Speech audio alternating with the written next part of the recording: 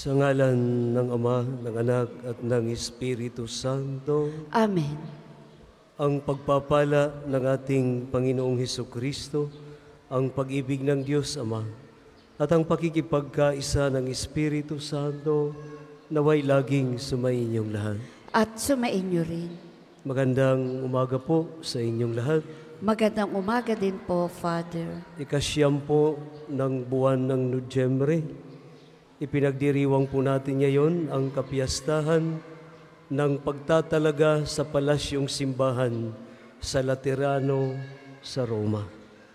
At sa banal na misang ito, atin pong isinasama ang ating mga daladalang kahilingan.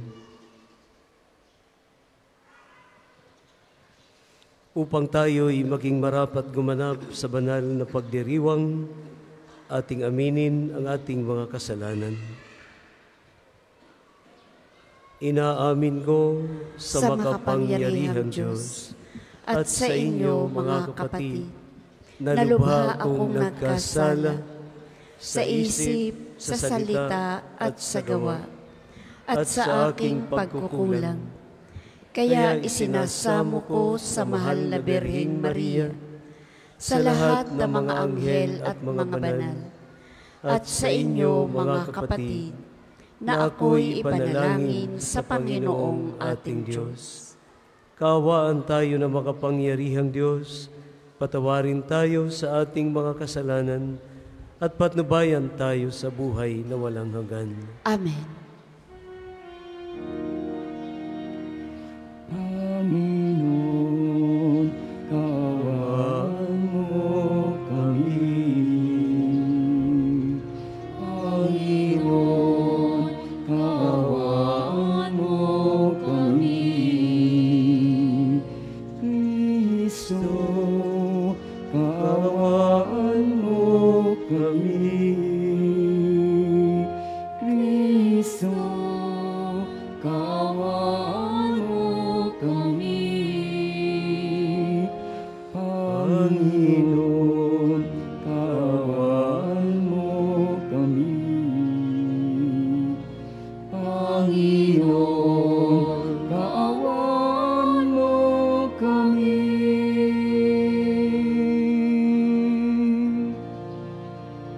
Papuri sa Diyos sa kaitasan, at sa lupa'y kapayapaan, sa mga taong nilulugdan niya.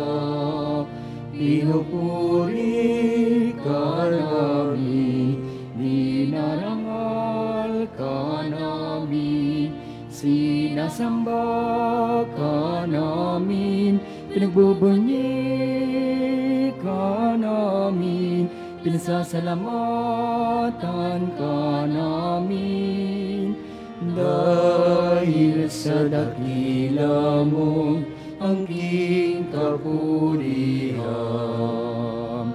Panginoong Diyos, Hari ng langit, Diyos amang makapangyarihan sa lahat. Panginoong Jesucristo, bugtong na anak, Panginoong Diyos, Kordero ng Diyos, anak ng Ama.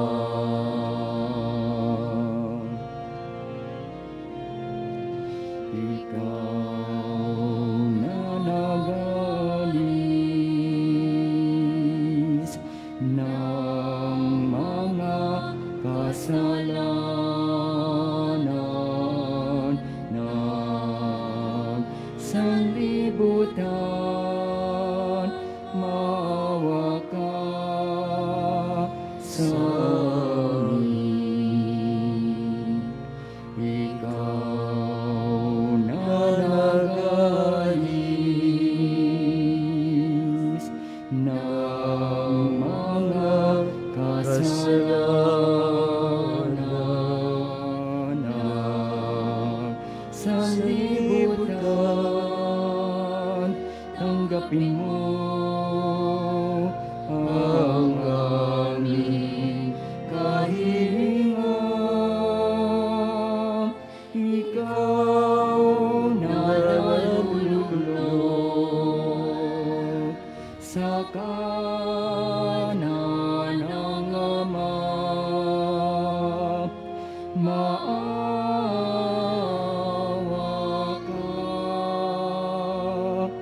sa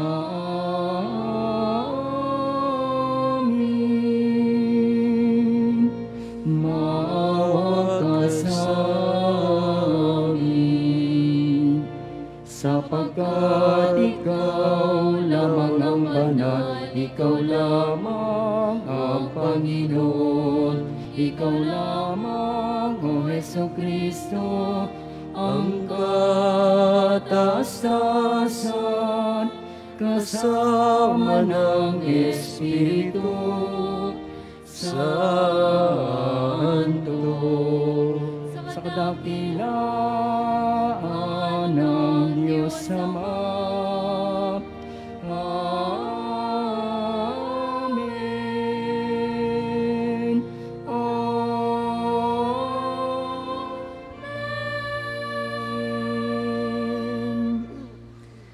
Manalangin tayo.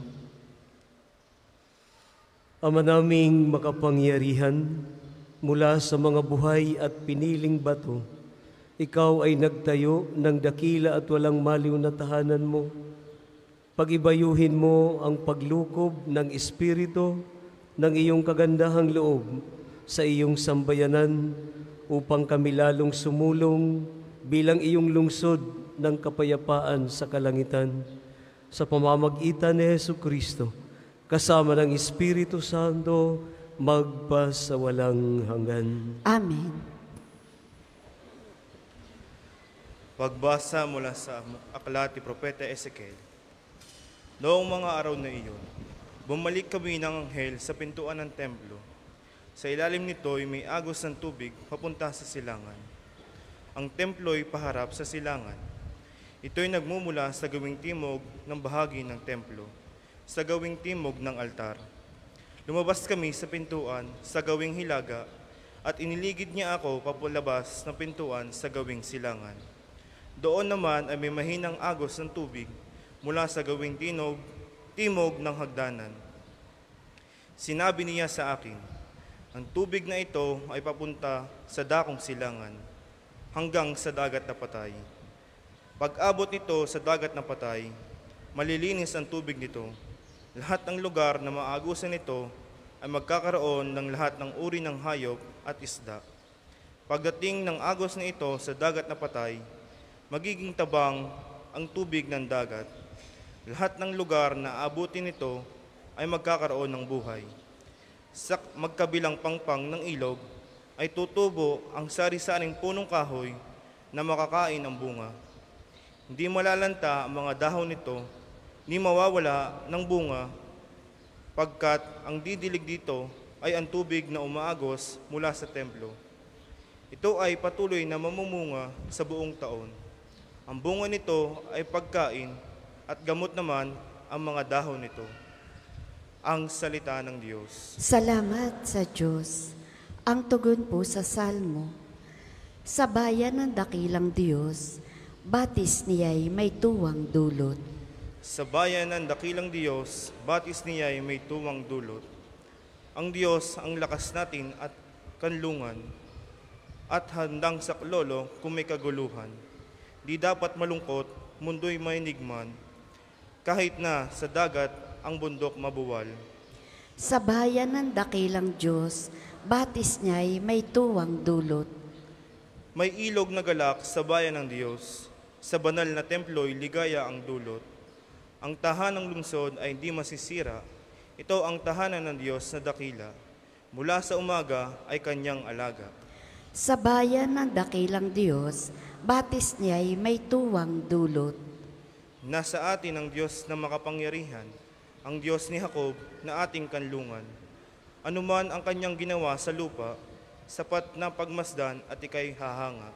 Sa bayan ng dakilang Diyos, batis niya'y may tuwang dulot. Pagbasa mula sa unang sulat ni Apostol San Pablo sa mga taga-Korinto. Mga kapatid, kayo ang gusali ng Diyos, ayon sa kalooban ng Diyos sa akin. Ako ang naglagay ng pundasyon bilang mahusay na tagapagtayo. Iba naman ang nagpapatuloy ng pagtatayo ng gusali. Ngunit maging maingat ang bawat nagtatayo, sapagkat wala nang ibang pundasyon na maaring ilagay liban sa inilagay ni Hesus Kristo. Hindi ba ninyo alam na kayo ang templo ng Diyos at naninirahan sa inyo ang kanyang Espiritu? Paparusahan ng Diyos ang wawasak ng templo niya, sapagkat banal ang templo ng Diyos at kanyang templong iyan. Ang salita ng Diyos. Salamat sa Diyos. Magsitayo po ang lahat.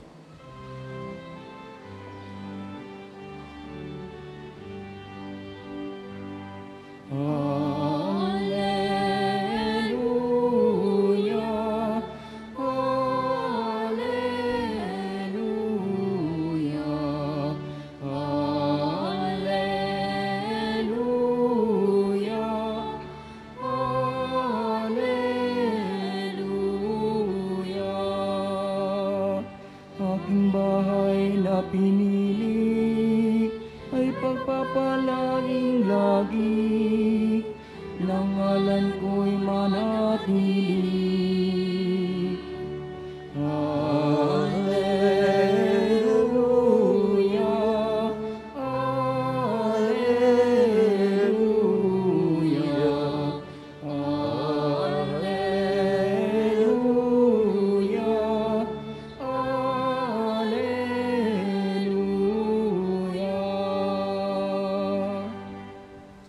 Sumainyo ang Panginoon. At sumainyo rin.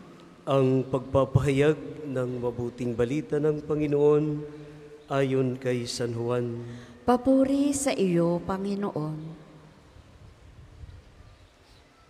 Malapit na ang Paskwa ng mga Hudyo, kaya't pumunta si Jesus sa Jerusalem. Nakita niya sa templo ang mga nagbibili ng mga baka, mga tupa at mga kalapati, at ang namamalit ng salapi. Gumawa siya ng isang panghagupit na lubid at ipinagtabuyang palabas ang mga mangangalakal, pati mga baka at mga tupa.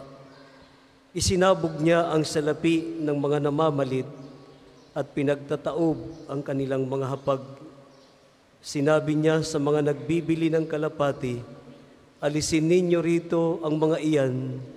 Huwag ninyong gawing palengke ang bahay ng aking ama."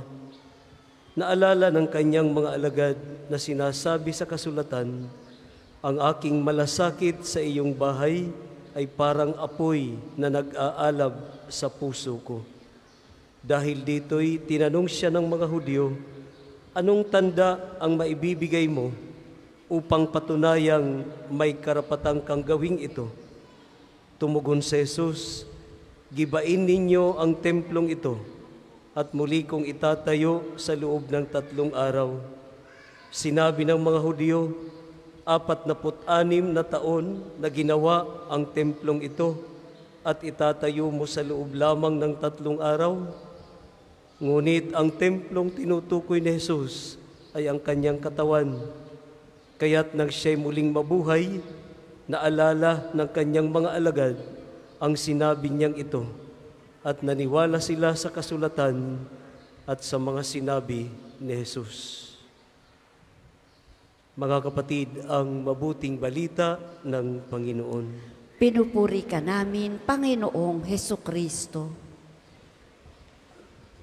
Maligayang pagdating sa pambansang dambana at parokya ni Santo Padre Pio.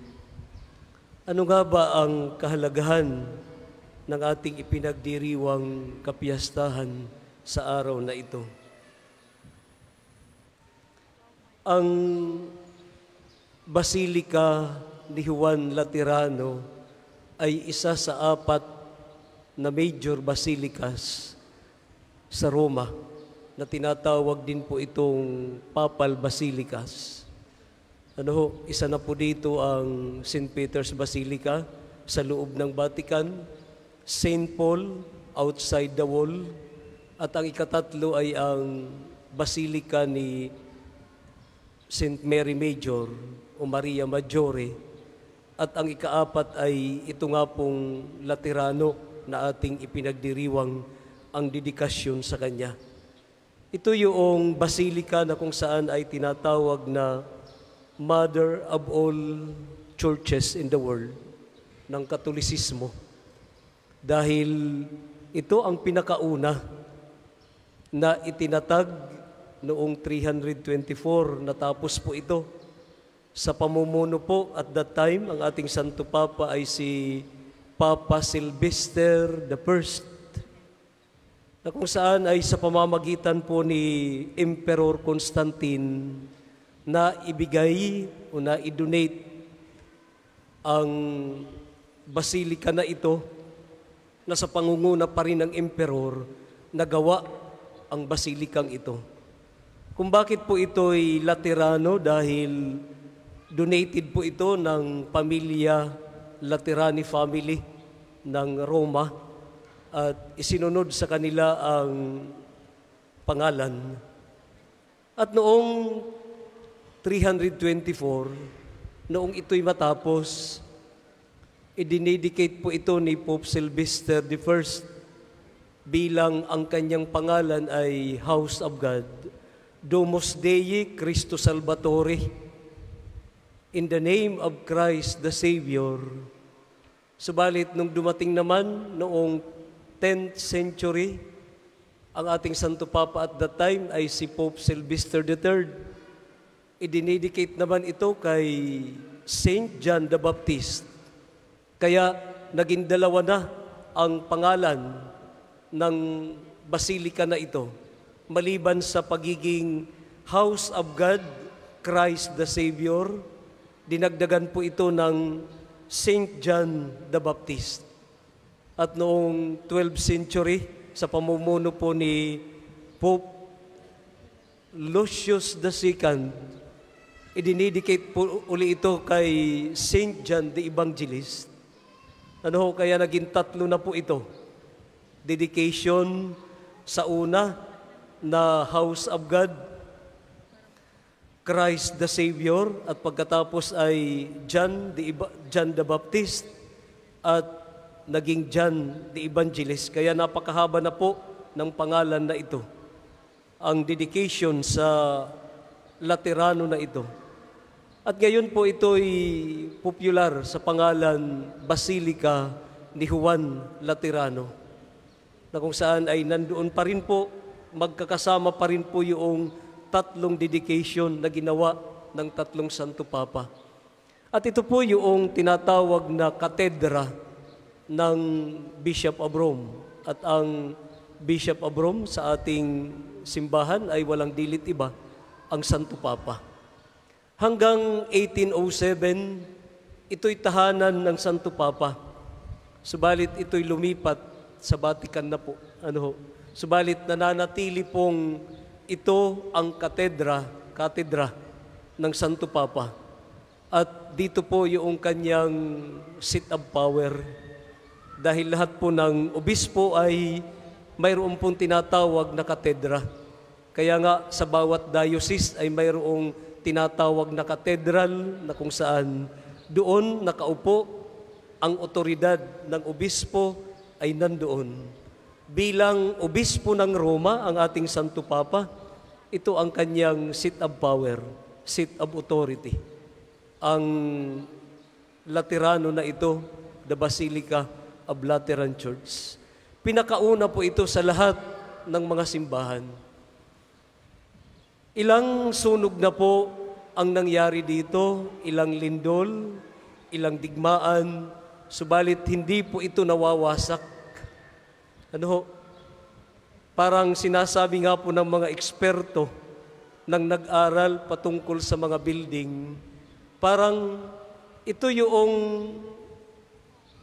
model ng unification ng Catholic Church. Dahil sa lahat ng simbahan, ito ang tinatawag na pinakauna, kahit sa Western world, ito ang pinakaunang public church na itinuturing. At kung inyo pong pupuntahan ang Wikipedia o kaya'y history ng simbahan, makikita nyo kung papaano ito ginawa at kung ano ang mga palamuti na nandoon. At malalaman ninyo kung ano ang kahalagahan ng simbahan na ito na ating ipinagdiriwang sa araw na ito. Sinasabi ni San Pablo na ang pinakamahalagang templo ay hindi yung structure, hindi yung mga pasilidad, kagaya po nitong ating pinagdarausan ng banal na misang ito. Ito'y isa lang sa simbahan na itinuturing, sabi ni San Pablo, ang pinakamalahagang simbahan o templo ay ang kaluluwa ng tao. Dahil diyan nananahan ang ating Panginoon. Ang kaluluwa ng tao na ninanais ng ating Panginoon na hubugin. Dahil kung titingnan po natin sa katisismo, itinuro sa atin na mayroong dalawang simbahan, yung sambayanan na bumubuo ng simbahan at ang building na pinagdadausan ng anumang ritual sa pananampalataya. Ang sinasabi ni Pablo, ang pinakamahalagang simbahan ay ang bawat isa na ninanais ng ating Panginoon na baguhin, i-convert, utay-utay, hanggang sa ito'y maporma kung ano ang ninanais ng ating Panginoon. Ano man po ang pangalan ng ating ipinagdiriwang kapiyastahan ngayon, ng dedikasyon, House of God in Christ the Savior, kung ito man ay St. John the Baptist, kung ito may St. John the Evangelist, isa lamang po ang panawagan sa atin ng ating Panginoon na nawa ang bawat isa sa atin ay magkonforme sa kung ano ang nilalayon ng ating Panginoon upang marating natin ang buhay na walang hanggan. Ang patutunguhan natin ay ang langit. Maiiwan po natin ang mga building na ito.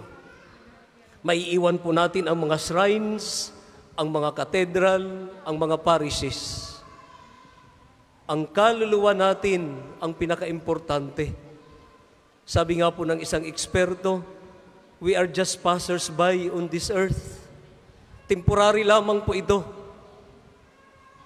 Ang ating paghandaan ay ang simbahan na ating mararating, ang buhay na walang hanggan, ang langit na tahanan sa pamamagitan ng paghahanda ng ating mga kaluluwa. Amen. Para sa mga maghahandog ng sobre, pakihulog na lamang po sa buslo.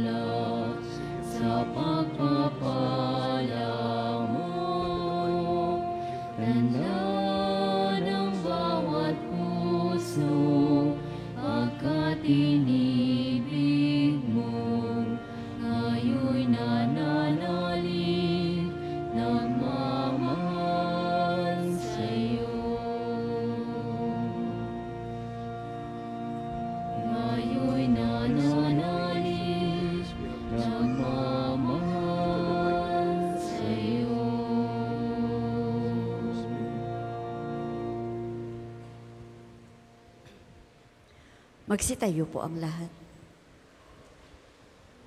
Manalangin kayo mga kapatid upang itong ating paghahain ay kalugdan ng Diyos amang makapangyarihan.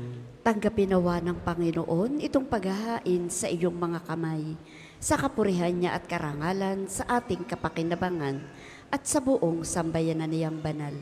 Ama naming lumikha, tanggapin mo ang paghahaing ito at ipagkaloob mo sa mga nananalangin sa iyo ang lakas na dulot ng pakikinabang sa mga inaalay dito. Sa pamamagitan ni Jesucristo, kasama ng Espiritu Santo, magpasawalang hanggan.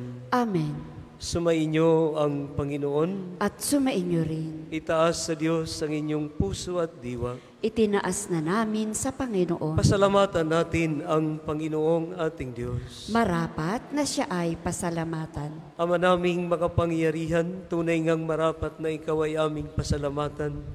Minarapat mong manahan sa bahay dalanginan, itinayo para sa iyo, upang kami mahubog mo bilang tahanan ng iyong Espiritu, na maikapagkakapuri mo sa pagtataglay ng iyong sariling kariktan. Itinalaga mo sa iyong kabanalan ang gusaling kababanaagan ng iyong tinipong sambayanan, kaisa ng anak mong palagi nang makapagluwal ng mga kasapi na sa iyo'y sasapit ng maluwalhati. Kaya kaisa ng mga anghel na nagsisiawit ng papuri sa iyo, nang walang humpay sa kalangitan, kami nagbubunyi sa iyong kadakilaan.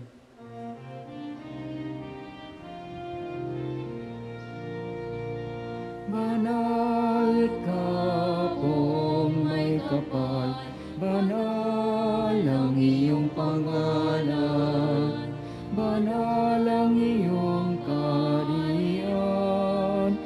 Langit lupa'y nagpupugay sa iyong kadakilaan. Dinarakilan ng lahat ang naparito mong anak, na siyang nagmulat sa bulag, sa pilayay nagpalakad, at nakiramay sa lahat. Kung hindi makaluluhod, manatili pong nakatayo ng may paggalang. Ama naming banal, ikaw ang bukal ng tanang kabanalan, kaya't sa pamamagitan ng iyong Espiritu, gawin mong banal ang mga kaloob na ito upang para sa amin ay maging katawan at dugo ng aming Panginoong Hesu Kristo. Bago niya pinagtiisang kusang loob na maging handog, hinawakan niya ang tinapay, pinasalamatan kanya, pinaghati-hati niya iyon, iniabot sa kanyang mga alagad at sinabi, "Tanggapin ninyong lahat ito at kanin, ito ang aking katawan na ihahandog para sa inyo."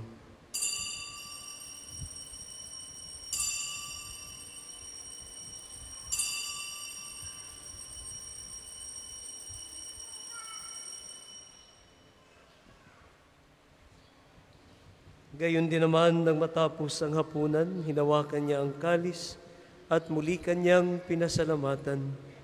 Iniabot niya ang kalis sa kanyang mga alagad at sinabi, "Tanggapin ninyong lahat ito at inumin. Ito ang kalis ng aking dugo ng bago at walang hanggang tipan. Ang aking dugo na ibubuhos para sa inyo at para sa lahat sa ikapagpapatawad ng mga kasalanan. Gawin ninyo ito sa pag-alala sa akin."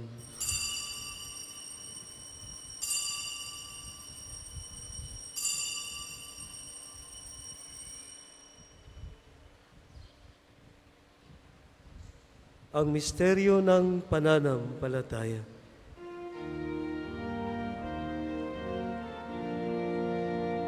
Si Kristo ay gunitain, sarili ay hiligain, bilang pagkain inumin, pinagsasaluhan natin, hanggang sa siya'y dumating.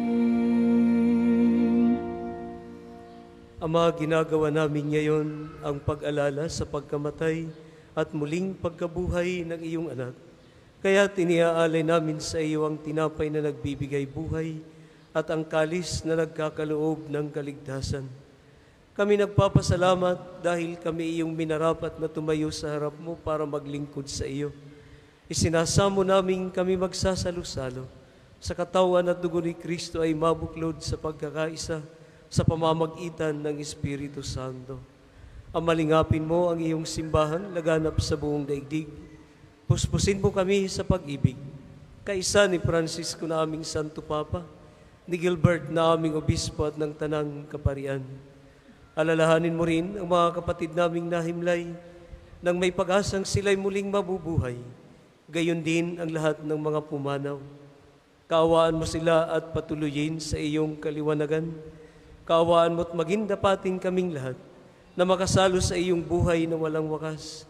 kaisa ng mahal na Birhing Maria na ina ng Diyos, si San Jose ang kanyang banal na esposo, ang mga apostol at ang lahat ng mga banal na namuhay dito sa daigdig ng kalugod-lugod sa iyo, maipagdiwang nawa namin ang pagpupuri sa ikararangal mo sa pamamagitan ng iyong anak na aming Panginoong Hesu Kristo.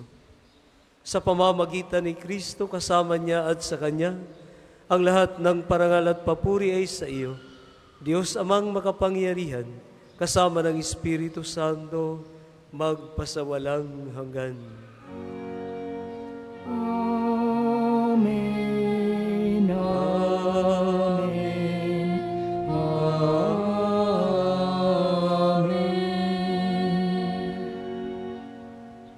Sa tagubilin ng mga nakagagaling na utos at turo ni Jesus, na Panginoon natin at Diyos, ipahayag natin ng lakas loob. Ama namin, sumasalangit ka, sambahin ang ngalan mo, mapasa amin ang kaharian mo, sundin ang loob mo dito sa lupa parang sa langit. Bigyan mo kami ngayon ng aming kakanin sa araw-araw, at patawarin mo kami sa aming mga kasalanan, para ng pagpapatawad namin sa nakakasala sa amin. At huwag mo kaming ipahintulot sa tukso, at iadya mo kami sa lahat ng masama. Hinihiling namin kami adya sa lahat ng masama, pagkalooban ng kapayapaan araw-araw, iligtas sa kasalanan at ilayo sa lahat ng kapahamakan, samantalang aming pinananabikan ang dakilang araw ng pagpapahayag ng tagapagligtas naming sa Hesu Kristo. Sapagkat iyong kaharian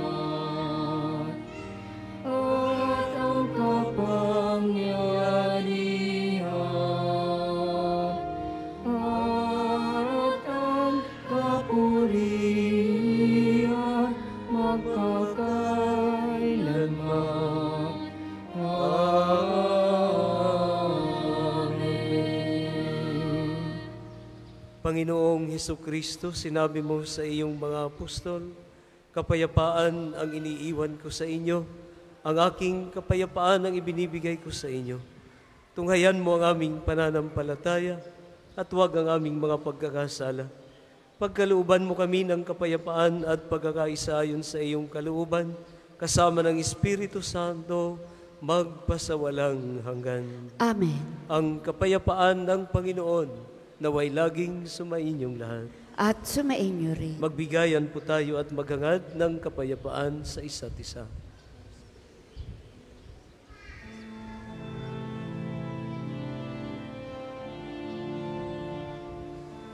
Cordero ng Diyos na nagalis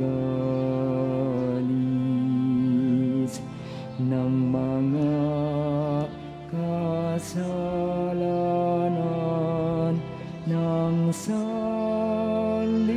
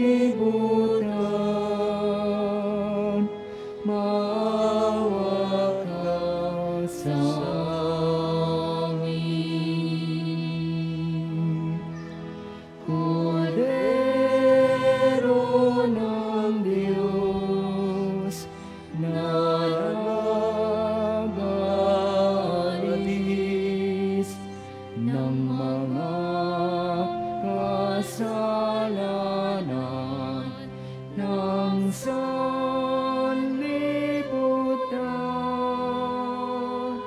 Ipagkaloob mo sa amin ang kapayapaan.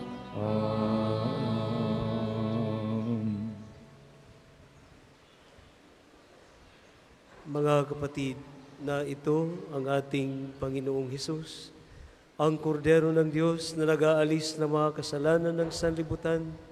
Mapapalad po tayong inaanyayahan sa kanyang banal na salo-salo. Panginoon, hindi ako karapat-dapat na magpatuloy sa iyo, ngunit sa isang salita mo lamang ay gagaling na ako. Ang katawan ni Kristo. Amen.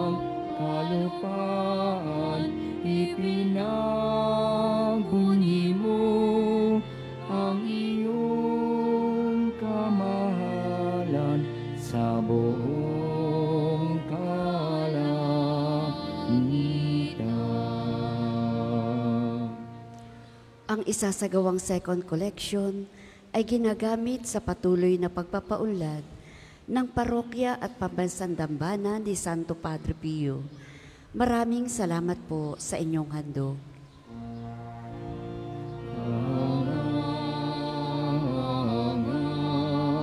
Ang iyong pangalan, O Panginoon, sa sangkalupaan ipinagbunyi mo ang iyong kamahalan sa buong kalangitan.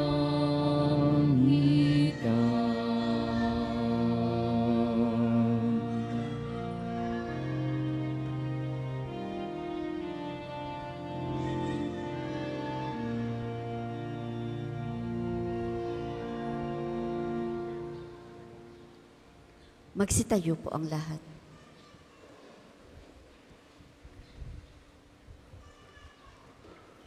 Manalangin tayo.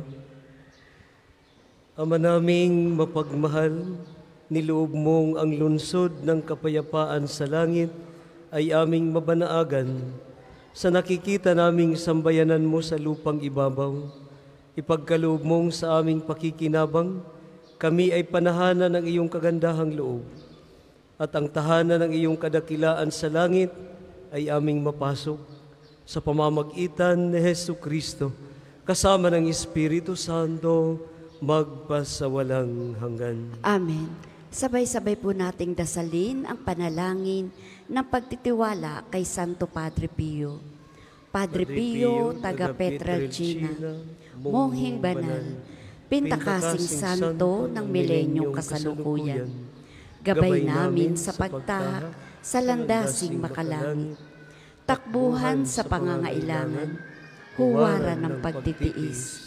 Sa iyo namin inilalapit aming mga kagipitan. Sa iyo po ibinibilin kalusugan at kabuhayan.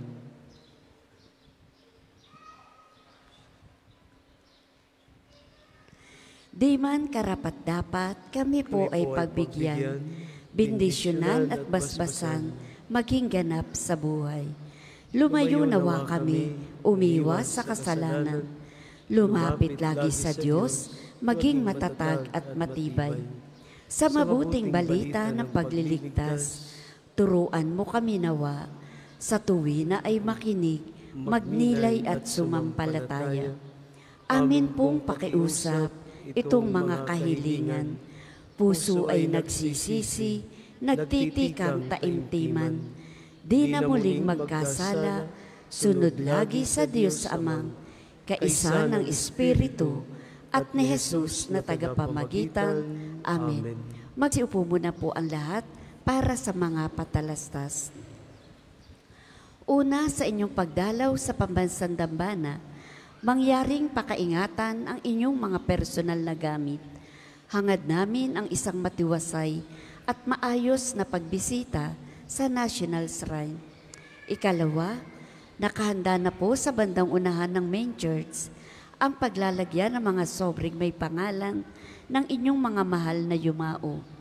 Sila po ay ating ipinagdarasal simula pa noong ika-1 hanggang ika-9 ng Nobyembre, at buong buwan nating ipagdadasal ang kanilang kapayapaan ng kaluluwa. Makipag-ugnayan po lamang sa ating mga tagapaglingkod. Ikatlo, mga kapiyo, kami po ay humihingi na inyong kaunting oras at pakikiisa para sa pagsusulat ng inyong mga pangalan at ilang detalye sa ating Pilgrim's Information Record Book na makikita sa paligid ng Divine Mercy Sanctuary, sa main church at sa main store at iba pang lugar dito sa pambansang dambana. Ito po ay bilang bahagi ng documentation program para sa pagpapalawig ng datos ng turismong pangsimbahan. Ika-4, Seminaryo Mayor ni San Francisco de Sales ay matatagpuan sa Barangay Marawoy, Lipa City. Ito ay isang bahay pormasyon ng mga kabataang lalaki na tumutugon sa panawagan ng Diyos sa buhay pagpapari. Sa paglipas ng panahon, ang seminaryo ay dumaan sa maraming pagsubok at pangangailangan. Sa biyaya ng Diyos at sa suporta ng mga taong may mabubuting kalooban, ang seminaryo ay nakapagpatuloy sa paghuhubog ng mga kabataang lalaki magpahanggang sa kasalukuyan. Sa kabila ng lahat ng ito, nagpapatuloy pa rin ang adhikain ng seminaryo na matugunan ang mga pangangailangan ng mga seminarista sa maraming aspeto. Hindi iniaalis ng seminaryo ang paghingi ng tulong sapagkat hindi rin tumitigil ng pagpapadala ang Diyos ng mga taong may mabubuting kalooban. Sa diwang ito, nananabik ang aming puso na tanggapin ng bukas palad anumang tulong na inyong maipagkakaloob para sa seminaryo at para sa mga hinuhubog sa buhay pagpapari. Ang isang palad na marunong magkaloob at magbigay ay isa na ring pusong nag-aalay. Hindi man po namin kayo nakikilala, ngunit ang Diyos na bukal ng lahat ng pagpapala ang bahalang magbalik ng inyong kabutihan na ibinigay para sa aming kapakanan. Maraming salamat po. Tanghali. Maraming salamat po at mangyaring panatilihin natin ang kalinisan, katahimikan at diwa ng pananalangin sa loob at labas ng ating simbahan. Magsitayo na po ang lahat para sa pagbabasbas ng religious articles. Mga kapatid, manalangin tayo sa Diyos Amang makapangyarihan upang tayo ay maging kawangis ni Kristo sa taimtim na pagdalangin sa tulong ng mga larawan at ng mga dasalan. O Panginoong Diyos, Ikaw ang bukal ng lahat ng pagpapala at biyaya. Ibuhos po ninyo ang inyong bendisyon sa mga gamit na ito sa pananalangin na nagpapaalala ng iyong kabutihan, kabanalan at pagmamahal sa aming lahat, upang ang lahat na dumulog at magdasal gamit ang mga ito ay magtamo ng iyong awa at biyaya. Loobin mong tularan namin ang kabanalan at aral ng Panginoon at ng mga santo, magpa sa walang hanggan. Amen. Ama namin, sumasalangit ka, sambahin ang ngalan mo, mapasa amin ang kaharian mo. Sundin ang loob mo dito sa lupa para nang nasa langit. Bigyan mo kami ngayon ng aming kakanin sa araw-araw at patawarin mo kami sa aming mga sala para nang pagpapatawad namin sa nagkakasala sa amin. At huwag mo kaming ipahintulot sa tukso at iadya mo kami sa lahat ng masama. Amen. Aba Ginoong Maria, napupuno ka ng grasya, ang Panginoon Diyos ay sumasa iyo. Bukod kang pinagpala sa babaing lahat, at pinagpala naman ang iyong anak na si Jesus. Santa Maria, Ina ng Diyos, ipanalangin mo kaming makasalanan, ngayon at kung kami mamamatay. Amen. Luwalhati sa Ama, sa Anak at sa Espiritu Santo, kapara nung una, ngayon at magpasawalang hanggan. Amen. Ama namin, sumasalangit ka, sambahin ang ngalan mo, mapasa amin ang kaharian mo. Sundin ang loob mo dito sa lupa para nang nasa langit. Bigyan mo po kami ngayon ng aming kakanin sa araw-araw at patawarin mo kami sa aming mga sala para nang pagpapatawad namin sa nagkakasala sa amin. At huwag mo kaming ipahintulot sa tukso at iadya mo kami sa lahat ng masama. Amen. Luwalhati sa Ama, sa Anak at sa Espiritu Santo, kapara nung una, ngayon at magpa sa walang hanggan. Amen.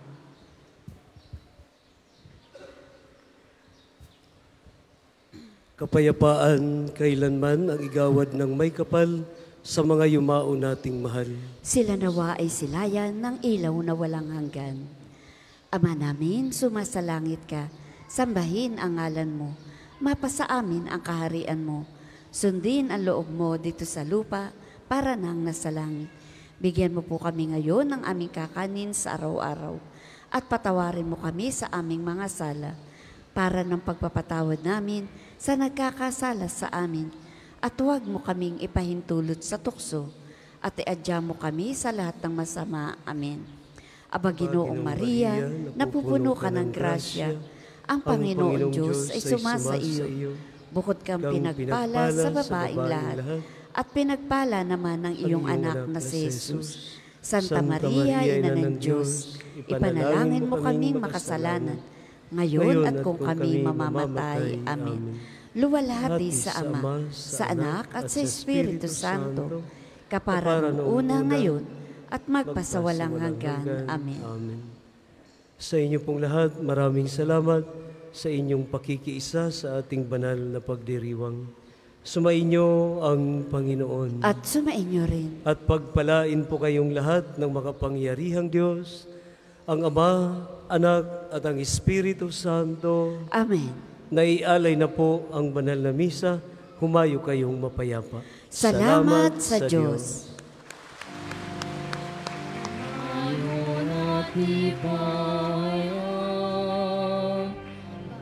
Kanyang pagkalingat habang isa buhay pag-ibig at katarungan